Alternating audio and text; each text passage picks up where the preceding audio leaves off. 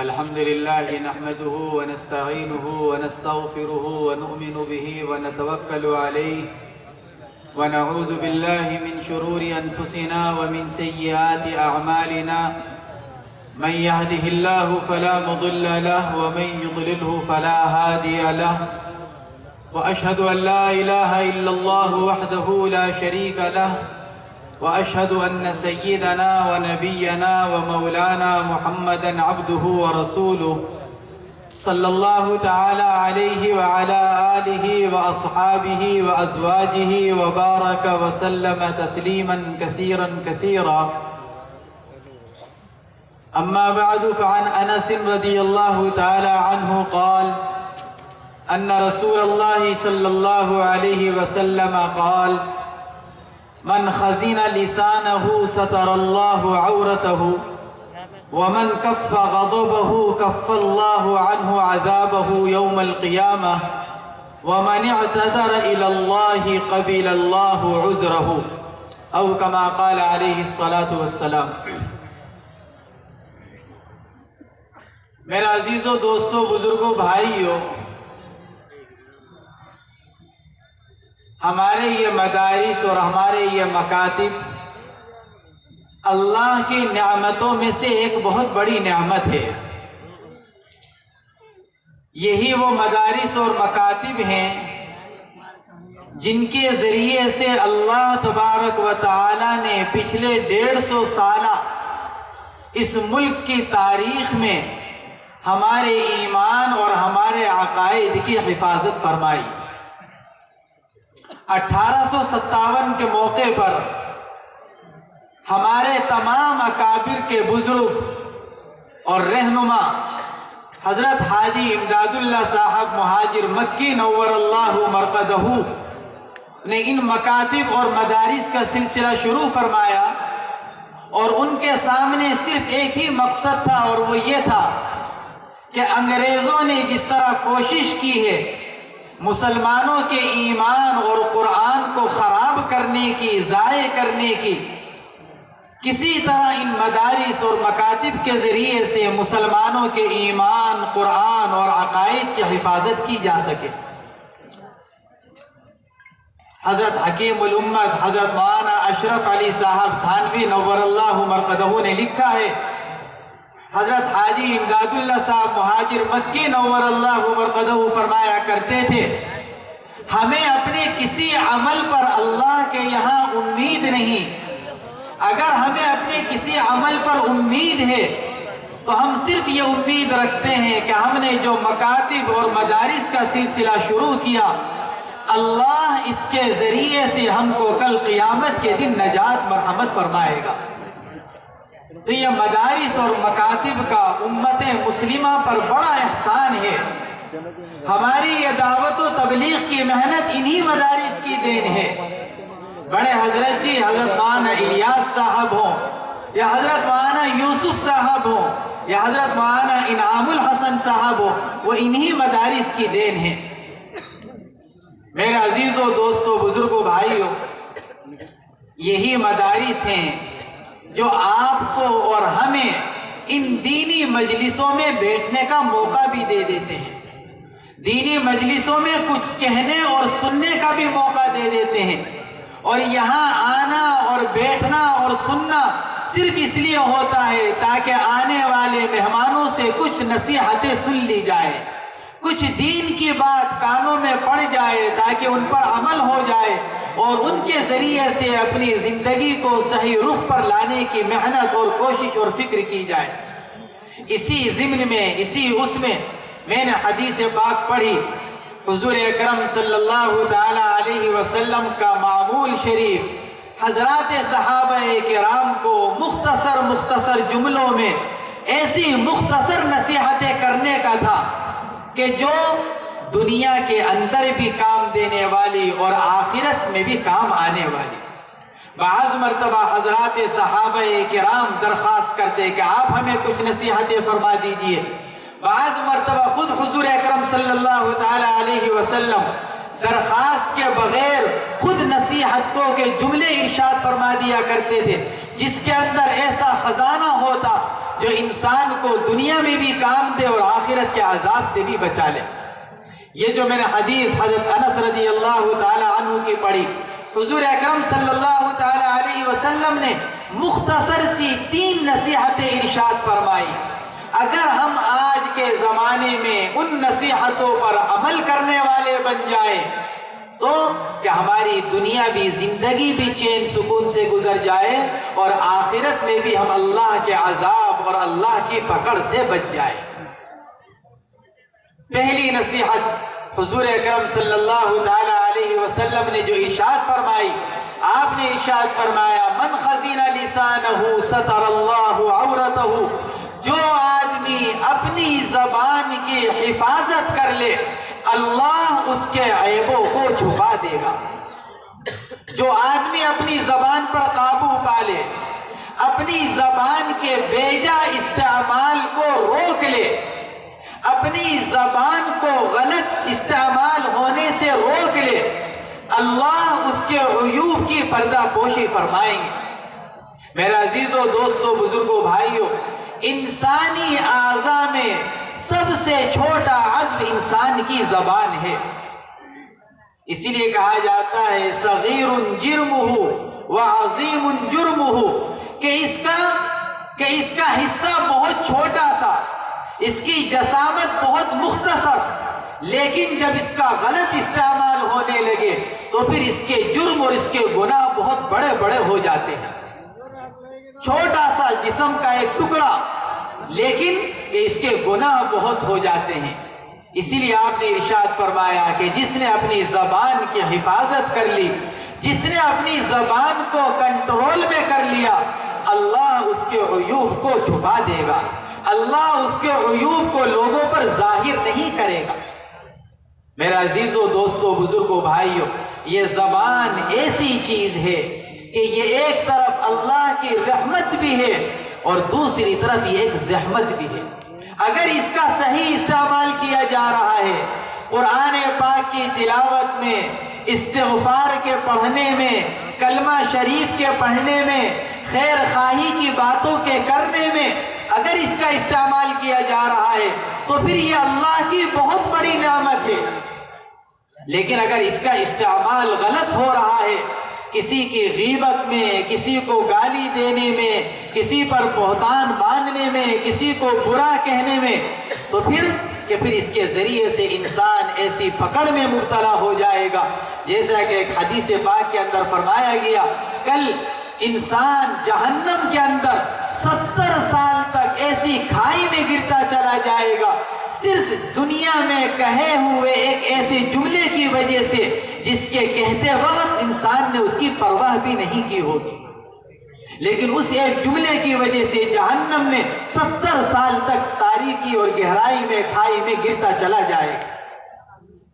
حضرت معاذ ابن جبل رضی اللہ تعالی عنہ کو حضور اکرم صلی اللہ تعالی علیہ وسلم نے متعدد قیمتی نصیحتیں ارشاد فرمانے کے بعد فرمایا تھا، معاذ ان ساری نصیحتوں کی اصل اور جڑ بتلاؤ؟ عرض کیا یا رسول اللہ ضرور ارشاد فرمائیے۔ آپ نے اپنی زبان مبارک کو پکڑا اور پکڑ کر ارشاد فرمایا، معاذ اپنی اس زبان پر قابو پا لو۔ اگر اس زبان پر قابو پا لیا تو ساری بھلائیوں کی اصل، ساری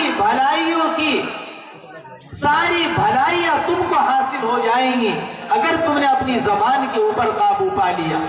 لیکن اگر زبان پھسل گئی، مشہور ہے کہ انسان کے ہاتھوں کا دیا ہوا زخم بھر جاتا ہے لیکن زبان کا دیا ہوا زخم کبھی نہیں بھرتا۔ آپس کی لڑائیاں، آپس کے اختلافات، آپس کی دوریاں، ان سب میں سب سے بڑا ہاتھ انسان کی زبان کا ہوتا ہے۔ بھائی بھائی میں لڑائی ہو جاتی ہے، میاں بیوی میں دوریاں پیدا ہو جاتی ہیں، اولاد والدین سے، والدین اولاد سے دور ہوتے چلے جاتے ہیں محض آپسی زبان کی وجہ سے اور آپسی بول کی وجہ سے۔ اس لیے میرے عزیزوں، دوستوں، بزرگوں، بھائیوں، ہم یہ عہد کریں کہ ہم جو اس جلسے میں آئے ہیں، ہمیں جو اس مدرسے کے ذمہ داروں نے یہاں پر بلایا ہے، ہم یہاں سے جس طرح اور دیگر حضرات علماء کرام کے بیان کردہ قیمتی باتوں کو سن کر اور ان کو لے کر جائیں گے عمل کی نیت سے، عمل کے جذبے سے، اسی طرح انشاءاللہ حضور اکرم صلی اللہ تعالی علیہ وسلم کی یہ نصیحت کہ اپنی زبان کو قابو میں کرو، انشاءاللہ آج سے اور ابھی سے اس نصیحت پر عمل کرنے کی کوشش اور فکر کریں گے۔ دوسری نصیحت حضور اکرم صلی اللہ تعالی علیہ وسلم نے جو ارشاد فرمائی، وہ فرمایا من کف غضبہ کف اللہ عنہ عذابہ یوم القیامہ۔ جس آدمی نے اپنے غصے کو روک لیا، جس آدمی نے اپنے غصے پر قابو پا لیا، اللہ قیامت کے دن اس سے اپنے عذاب کو دور کر دے گا۔ جس نے دنیا میں اپنے غصے پر قابو پا لیا، قیامت کے دن اللہ جل جلالہ اپنے عذاب سے اس کو دور کر دے گا، اس کو اپنے عذاب سے بچا لے گا۔ میرے عزیزوں، دوستوں، بزرگوں، بھائیوں، غصہ ایسی خراب چیز ہے کہ یہ انسان کی عقل کو خراب کر دیتا ہے۔ انسان ایسا مغلوب الحواس ہو جاتا ہے، اس کو یہ تخیال نہیں رہتا میں سامنے والے سے کس سے بات کر رہا ہوں اور کیا بات کر رہا ہوں، میری زبان سے کیا نکل رہا ہے، میری زبان سے نکلے ہوئے جملوں کا اثر سامنے والے کے اوپر کیا پڑ رہا ہے۔ آدمی کو خیال پھر اس وقت آتا ہے جب اس کا غصہ دور ہوتا ہے، جب غصہ ٹھنڈا ہو جاتا ہے، پھر اس کو ندامت ہوتی ہے کہ میں نے غصے میں کیا سے کیا کر دیا۔ آج اگر آپ دیکھیں ہمارے معاشرے کی 90% طلاقیں انسان غصے کی حالت میں دیتا ہے۔ دارالافتاء کے اندر 100% طلاق کے مسائل میں سے 90% کے اندر یہ لکھا ہوا ہوتا ہے یا تو شوہر نے نشے کی حالت میں طلاق دے دی یا شوہر نے غصے کی حالت میں طلاق دی۔ نشہ بھی انسانی عقل کو ختم کرتا ہے اور غصہ بھی انسانی عقل کو ختم کر دیتا ہے۔ اسی لیے غصے کو کنٹرول کرنے کو کہا گیا۔ اور نشے کے بارے میں سیدنا حضرت عثمان غنی رضی اللہ تعالی عنہ فرمایا کرتے تھے، اجتنبوا الخمر فإنها ام الخبائث۔ لوگوں نشے سے بچا کرو، اس لیے کہ نشہ اور شراب نوشی ساری برائیوں کی جڑ ہے۔ کہ کیوں؟ اس لیے کہ یہ نشہ اور یہ غصہ، یہ دونوں عقل کو ختم کرنے والی چیز۔ اسی لیے اللہ کے رسول صلی اللہ علیہ وسلم نے ارشاد فرمایا، جس نے اپنے غصے پر قابو پا لیا، اللہ کل قیامت کے دن اس سے اپنے عذاب کو دور کر دے گا۔ اسی لیے دوسرے حدیث پاک کے اندر بشارت دی گئی، فرمایا گیا من عفا عند القدرہ عفا اللہ عنہ یوم العسرہ، کہ جو آدمی سامنے والے پر قدرت رکھتے ہوئے اس کی برائیوں سے درگزر کر دے، سامنے والے کو معاف کر دے، اللہ اس کو کل قیامت کے دن معاف فرمائے گا۔ مشکاۃ شریف کی روایت ہے، سیدنا حضرت موسیٰ علی نبینا وعلیہ السلام نے ایک مرتبہ عرض کیا اللہ جل جلالہ عما نوالہ سے، یا رب من اعز عبادک عندک، اے اللہ آپ کے نزدیک سب سے آپ کو پیارا، سب سے قریب آپ کے بندہ کون سا ہے، آپ کو سب سے پیارا بندہ کون سا لگتا ہے؟ اللہ کی طرف سے جواب آیا من اذا قدر غفر، موسیٰ مجھے وہ بندہ پیارا لگتا ہے جو قدرت رکھتے ہوئے لوگوں کو معاف کر دیا کرے، اپنا غصہ نکال سکتا ہے، اپنے غصے کا اظہار کر سکتا ہے، سامنے والے کی برائی کا برائی سے جواب دے سکتا ہے، اس کے باوجود اپنے غصے پر قابو پا لینا، یہ بڑے کمال کی چیز ہے، بڑے کمال کی چیز ہے۔ حضرت جابر ابن سلیم رضی اللہ تعالیٰ عنہ ایک صحابی گزرے ہیں، ایمان لانے کے بعد حضور اکرم صلی اللہ تعالیٰ علیہ وسلم سے کچھ نصیحتیں چاہی، آپ نے ان کو مختصر سی 5 نصیحتیں کی، اس میں سے ایک نصیحت یہ کی تھی، یا جابر ان امرؤ شتمك او عيرك بامر يعلمه فلا تعیرہ بامر تعلمہ فیہ۔ جابر، اگر کوئی انسان، کوئی شخص اگر تمہارے اندر کوئی کمی، کوئی کوتاہی، کوئی کمزوری تمہاری دیکھ کر اگر تمہیں کہیں شرمندہ کر رہا ہو، تمہیں کہیں رسوا کر رہا ہو، تمہیں کہیں تکلیف پہنچا رہا ہو، اور جابر تم بھی اس کی کوئی کمزوری جانتے ہو، اس کی کوئی کمی جانتے ہو، تو جابر بدلے میں تم اس کو لوگوں کے سامنے شرمندہ اور ذلیل مت کرنا۔ یہ نصیحت فرمائی۔ یہ جب کب ہوگا؟ یہ جب ہوگا جب آدمی اپنے غصے پر قابو پانے والا بن جائے، ورنہ آج تو چھوٹی چھوٹی باتوں پر آدمی اپنا آپا کھو دیتا ہے۔ سامنے والے نے ایک جملہ کہا، ہم نے 10 جملے کہہ دیے، سامنے والے کا ایک مرتبہ ہاتھ اٹھا، ہمارے 10 مرتبہ ہاتھ چل گئے۔ اس لیے میرے عزیزو، دوستو، بزرگوں، بھائیوں، آج کے معاشرے میں سب سے زیادہ ضرورت ہے اس بات کی کہ ہم میں سے ہر ایک اپنے غصے پر قابو پانے والا بن جائے، ہر ایک اپنی ذات سے اپنے غصے پر کنٹرول کرنے والا بن جائے۔ کہ کیوں؟ کہ اس کا فائدہ چاہے دنیا کے اندر ہمیں کمزور کہہ دیا جائے، چاہے دنیا کے اندر ہمیں بدھو کہہ دیا جائے، بے وقوف کہا جائے، لیکن آخرت کے اعتبار سے یہ بڑے نفع کا سودا ہے، بڑے نفع کا سودا ہے۔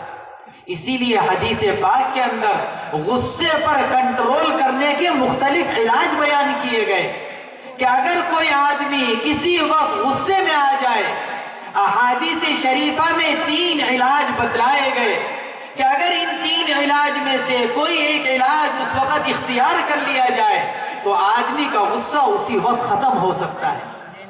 چنانچہ حدیث پاک کے اندر فرمایا گیا، اذا غضب احدکم فلیسکت، جب تم میں سے کسی کو کسی کی بات پر کوئی ناراضگی اور غصہ آنے لگے تو زبان چلانے کے بجائے خاموشی اختیار کرو۔ غصہ آ رہا ہے، غصے میں اپنی زبان کو قابو میں کر لو۔ پہلی نصیحت، من خزین لسانہ ستر اللہ عورتہ، حدیث پاک کے اندر فرمایا گیا، اذا غضب احدکم فلیسکت، جب تم میں سے کسی کو غصہ آ جائے تو پھر کیا کرے؟ وہ خاموشی اختیار کر لے۔ کتنا ہی بولنے کو جی چاہ رہا ہو، کتنا ہی سامنے والے کو کچھ کہنے کو جی چاہ رہا ہو، آدمی اگر اس وقت خاموش ہو جائے تو مشاہدہ ہے کہ ایک آدمی کتنا ہی برا کہہ رہا ہو، ایک آدمی کتنی ہی گالیاں دے رہا ہو، لیکن اگر سامنے والا اس کے جواب میں کچھ نہ کہے تو یہ اختلاف اور یہ لڑائی 2 منٹ میں ختم ہو جاتی ہے، بات بڑھنے سے رک جاتی ہے۔ لیکن اگر بات کا جواب بات سے دیا جاتا رہے تو پھر یہ لڑائی ایسی بڑھتی ہے، ایسی بڑھتی ہے کہ پھر یہ صرف گھرانے ہی نہیں، خاندان ہی نہیں، بلکہ برادری کی برادریاں اس کے اندر جل بھن کر ختم ہو جاتی ہے۔ ذرا ذرا سی بات پر پوری برادری ختم ہو جاتی ہے۔ تو پہلا علاج بتلایا گیا کہ خاموشی اختیار کرو۔ دوسرا علاج بتلایا گیا حدیث پاک کے اندر، اذا غضب احدکم وهو قائم فلیجلس فان ذهب عنه الغضب والا فلیستجع، کہ اگر غصہ آ رہا ہو تو اپنی ہیئت، اپنی حالت کو بدل لو، جس ہیئت پر ہو اس کے اندر تبدیلی پیدا کر لو۔ اگر کھڑے ہوئے ہو اور غصے میں ہو تو بیٹھ جاؤ، اگر بیٹھے ہوئے ہو تو لیٹ جاؤ، اگر اس سے بھی کام نہ چلے تو وہاں سے ہٹ جاؤ، کہ اگر اس پر عمل کر لیا جائے تو اس سے بھی غصہ انسان کا ختم ہو جاتا ہے۔ اور تیسرا طریقہ علاج جو حدیث پاک کے اندر فرمایا گیا وہ یہ کہ چونکہ غصہ شیطانی اثر ہوتا ہے، غصہ شیطانی اثر ہوتا ہے، شیطانی تسلط کی وجہ سے انسان کے اوپر غصہ مسلط ہوتا ہے۔ اسی لیے حدیث پاک کے اندر فرمایا گیا، جب تم میں سے کسی کو غصہ آئے تو تو اس کو چاہیے کہ اعوذ باللہ من الشیطان الرجیم کا ورد کر لیا کرے، اللہ اس کی برکت سے غصے کو ختم فرما دے گا۔ یہ دوسری نصیحت فرمائی حضور اکرم صلی اللہ تعالی علیہ وسلم نے سیدنا حضرت انس رضی اللہ تعالی عنہ کو کہ جو آدمی اپنے غصے پر قابو پالے گا اللہ اس سے اپنے عذاب کو دور کر دے گا۔ تیسری نصیحت ارشاد فرمائی وَمَنِ اعْتَذَرَ إِلَى اللَّهِ قَبِلَ اللَّهُ عُذْرَهُ، دیکھو تم بنو آدم میں سے ہو، تم انسان ہو اور انسان سراسر خطا کار ہے۔ کل بنی آدم خطاء وخیر الخطائین التوابون، ہر انسان خطا کار ہے، صرف حضرات انبیاء کرام علیہم السلام معصوم ہیں جن سے کوئی گناہ نہیں ہو سکتا، اللہ ان کی حفاظت فرماتے ہیں، اللہ ان کو بچاتے ہیں، لیکن انبیاء کرام کے علاوہ بقیہ ہر ایک سے گناہ ہو سکتا ہے۔ ہمارا عقیدہ ہے انبیاء کرام معصوم ہیں اور حضرات صحابہ کرام محفوظ ہیں، لیکن اس کے علاوہ بقیہ پوری امت کا ایک ایک فرد کوئی کتنا ہی بڑا ولی کیوں نہ ہو لیکن وہ کہ اس سے گناہ کا صدور ہو سکتا ہے۔ فرمایا گیا سب سے بہترین خطا کار وہ ہیں جو اللہ کے سامنے توبہ کرنے والے ہیں۔ آپ نے ارشاد فرمایا وَمَنِ اعْتَذَرَ إِلَى اللَّهِ قَبِلَ اللَّهُ عُذْرَهُ، جو آدمی اللہ کی طرف معذرت کرتا ہے، اللہ سے اپنے گناہوں کی توبہ کرتا ہے، اللہ بھی اس کی معذرت کو قبول فرماتے ہیں۔ اللہ اسی آدمی کی توبہ قبول کرتے ہیں جو توبہ کرتا ہے۔ حدیث پاک کے اندر فرمایا گیا وَيَتُوبُ اللَّهُ عَلَى مَنْ تَابَ، اللہ اسی کی توبہ قبول فرماتے ہیں جو توبہ کرتا ہے، اور جو توبہ کرے ہی نہ کہ پھر تو اس کا دل ایسا سیاہ ہوتا چلا جاتا ہے کہ پھر بھلائی کی کوئی بات اس کے دل پر اثر ہی نہیں کرتی۔ ایک آدمی حضور اکرم صلی اللہ تعالی علیہ وسلم کی خدمت میں حاضر ہوئے اور آ کر کہنے لگے واہ ذنوبا، ہائے میرے گناہ، ہائے میرے گناہ، یعنی میں تو بڑا گناہ گار ہوں، ہر وقت گناہوں کے اندر مبتلا رہتا ہوں۔ آپ علیہ السلام نے ارشاد فرمایا کہو اللہم مغفرتک اوسع من ذنوبی ورحمتک ارجع عندی من عملی، اے اللہ آپ کی مغفرت میرے گناہوں سے کہیں زیادہ وسیع ہے اور ورحمتک ارجع عندی من عملی، مجھے اپنے عمل سے زیادہ آپ کی رحمت پر امید ہے۔ جب ان صحابی نے اس کلمے کو، اس جملے کو کہا، آپ نے ارشاد فرمایا قم قد غفر اللہ لک، چونکہ تو نے اللہ سے توبہ اور استغفار کر لیا، اللہ نے تیرے سارے گناہوں کو معاف کر دیا۔ تو تیسری نصیحت یہ ارشاد فرمائی کہ جو اللہ کے سامنے توبہ کرتا ہے، اللہ کے سامنے معذرت کرتا ہے، اللہ جل جلالہ اس کے معذرت کو قبول فرماتے ہیں۔ میرے عزیزوں، دوستوں، بزرگوں، بھائیوں، ہم صبح سے شام تک معلوم نہیں کتنے گناہ کرتے ہیں۔ ہمارا تو کوئی سانس اللہ کی نافرمانی سے خالی نہیں، ہمارا تو کوئی قدم ایسا نہیں اٹھتا جو اللہ کی نافرمانی پر نہ ہوتا ہو، حضور اکرم صلی اللہ تعالی علیہ وسلم کے طریقے کے خلاف نہ اٹھتا ہو۔ ہم تو ہر وقت توبہ کے محتاج ہیں، ہم تو ہر وقت اللہ سے معذرت کرنے کے محتاج ہیں۔ حضور اکرم صلی اللہ تعالی علیہ وسلم نے اسی لیے امت کو تعلیم دینے کی نیت سے ارشاد فرمایا تھا کہ میں ایک ایک مجلس میں 70 مرتبہ اللہ سے استغفار کرتا ہوں۔ آپ علیہ السلام قد غفر اللہ لک، کہ اللہ نے تو آپ کے اگلے پچھلے جو کچھ خطائیں تھی ساری معاف کر رکھی تھی، اس کے باوجود اللہ کے رسول صلی اللہ علیہ وسلم نے ہمارے اور آپ کی تعلیم کے لیے ارشاد فرمایا کہ میں ایک ایک مجلس میں 70 مرتبہ اللہ سے استغفار کرتا ہوں۔ اس لیے میرے عزیزوں، دوستوں، بزرگوں، بھائیوں، ہمیں بھی چاہیے کہ ہم وقتاً فوقتاً اللہ کے سامنے توبہ کے الفاظ، استغفار کے کلمات، مختصر سا کلمہ اللہم اغفر لی ورحمنی، اللہم اغفر لی ورحمنی، اللہم اغفر لی ورحمنی، اگر ہم اس کا ورد رکھیں تو یہ ایک طرف ذکر بھی ہے اور دوسری طرف اپنے گناہوں کے بارے میں اللہ سے معافی چاہنا بھی ہے، اللہ سے توبہ اور استغفار کرنا بھی ہے۔ تو میرے عزیزو، دوستو، بزرگو، بھائیو، مختصر سی بات مجھے عرض کرنی ہے۔ ہم یہاں جو آئے ہیں، ہم صرف مدرسے کے جلسے میں شرکت کرنے کی نیت سے نہیں آئے کہ بھئی مدرسے کا جلسہ ہے، چلو اس کے اندر شرکت کر لی جائے، بیٹھ کر تھوڑا وقت لگا کر گھر واپس آ جائیں۔ کہ میرے عزیزو، دوستو، بزرگو، بھائیو، اس نیت سے آنے کا کوئی فائدہ نہیں۔ قرآن پاک کے اندر اللہ جل جلالہ کی طرف سے ان لوگوں کو بشارت دی گئی جو اچھی باتوں کو سن کر پھر ان کا اتباع بھی کرے، ان پر عمل بھی کرے۔ فبشر عباد الذین یستمعون القول فیتبعون احسنہ اولئک الذین ہداہم اللہ واولئک ہم اولو الالباب۔ اچھی بات سن کر اس پر عمل۔ اور حضور اکرم صلی اللہ علیہ وسلم کی نصیحتوں سے بڑھ کر کس کی نصیحت ہو سکتی ہے؟ حضور اکرم صلی اللہ علیہ وسلم کے جملوں سے بڑھ کر کس کا جملہ ہو سکتا ہے؟ آپ کے کلام سے بڑھ کر کس کا کلام ہو سکتا ہے؟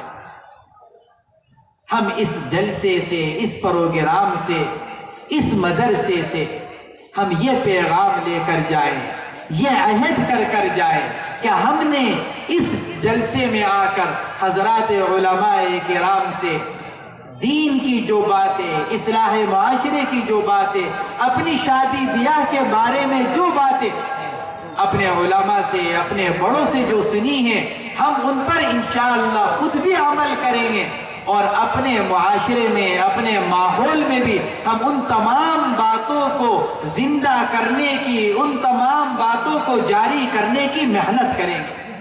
میرے عزیزوں، دوستوں، بزرگوں، بھائیوں، آج جگہ جگہ، علاقے اصلاح معاشرے کی فکریں کی جا رہی ہیں، اصلاح معاشرے کے لیے جلسے کیے جا رہے ہیں۔ اصلاح معاشرہ کس چیز کا نام ہے؟ اصلاح معاشرہ ہمارا اور آپ کا نام ہے۔